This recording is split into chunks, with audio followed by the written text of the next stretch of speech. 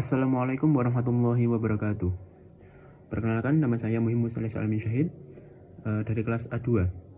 Di sini saya akan menjelaskan mengenai salah satu teori sosial yang sangat berpengaruh dalam memahami dinamika masyarakat dalam pendidikan, yaitu teori sosial Karl Marx, serta relevansinya terhadap pendidikan di zaman sekarang. Siapakah sih Karl Marx itu?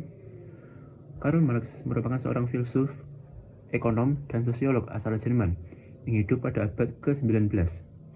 Beliau dikenal sebagai tokoh yang memperkenalkan teori materialisme historis, yaitu pandangan bahwa seluruh struktur masyarakat dibentuk oleh hubungan ekonomi atau yang disebut Marxisme sebagai basis ekonomi. Menurut Marx, struktur ekonomi inilah yang menentukan bentuk politik, hukum, budaya, bahkan pendidikan yang disebut sebagai suprastruktur. Dengan kata lain, pendidikan bukan sesuatu yang netral. Ia merupakan bagian dari sistem sosial yang melayani kepentingan kelompok tertentu, terutama kelompok penguasa. Dalam perspektif Marx, sistem pendidikan pada masyarakat kapitalis berfungsi sebagai alat reproduksi sosial. Artinya, sekolah tidak hanya mengajarkan ilmu, tetapi juga menanamkan nilai dan perilaku yang mempertahankan sistem sosial yang ada. Melalui pendidikan, kelas pekerja dilatih untuk menjadi tenaga kerja yang disiplin, patuh, dan siap memasuki pasar kerja. Sementara itu, sistem sekolah yang menciptakan ilusi bahwa keberhasilan seseorang semata-mata ditentukan oleh kemampuan individu, bukan oleh struktur sosial yang tidak adil. Padahal kenyataannya, pada realitasnya, akses terhadap pendidikan berkualitas masih sangat ditentukan oleh status ekonomi dan sosial keluarga. Sekarang mari kita lihat bagaimana teori Marx masih relevan di era pendidikan modern. Coba kita semua amati. Saat ini, banyak lembaga pendidikan yang berorientasi pada keuntungan ekonomi.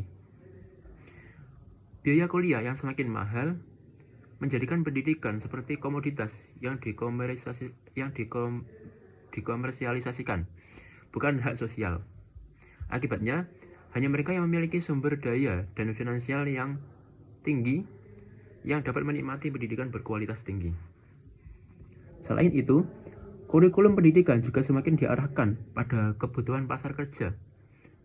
Sekolah dan universitas berlomba-lomba mencetak lulusan yang siap kerja, bukan warga negara yang kritis dan berdaya pikir bebas. Fenomena ini memperkuat apa yang disebut Marx sebagai reproduksi ketimpangan kelas sosial, di mana pendidikan justru memperpanjang jarak antara kelompok kaya dan kelompok miskin. Dalam konteks globalisasi dan digitalisasi, analisis Marx juga tetap relevan. Teknologi pendidikan yang seharusnya menjadi sarana pemerataan pengetahuan justru sering memperkuat dominasi kapital global.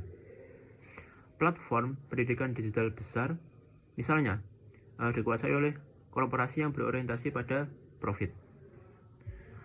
Mereka mengubah pengetahuan menjadi produk yang diperjualbelikan, yang disebut sebagai bentuk baru kapitalisme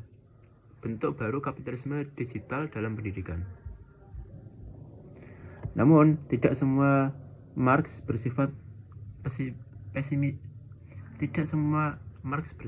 pesimistis. Dari teori Marx kemudian muncul pemikiran-pemikiran baru yang lebih emansipatoris. Salah satunya dari Paulo Freire, tokoh pendidikan asal Brazil. Freire menolak pendidikan yang bersifat satu arah atau banking system, di mana guru dianggap sebagai pemilik pengetahuan dan siswa hanya penerima pasif. Sebaliknya, Freire mengusulkan pendidikan kritis, yaitu pendidikan yang membebaskan dan membantu siswa menyadari kondisi sosialnya. Dengan kesadaran kritis ini, peserta didik tidak hanya menjadi pekerja, tetapi juga agen perubahan sosial. Sebagai kesimpulan, teori sosial Karl Marx mengajarkan kita bahwa pendidikan tidak bisa dilepaskan dari struktur ekonomi dan kekuasaan. Sistem pendidikan modern, meskipun tampak netral, sebenarnya masih dipengaruhi oleh kepentingan kapital dan kelas sosial. Namun, pemahaman ini bukan berarti kita menolak pendidikan, melainkan menjadikannya alat kesadaran sosial agar kita bisa menciptakan sistem pendidikan yang lebih adil, kritis, dan membebaskan. Sekian dari saya. Wallahul muwaffiq ila aqwamit thoriq. Wassalamualaikum warahmatullahi wabarakatuh.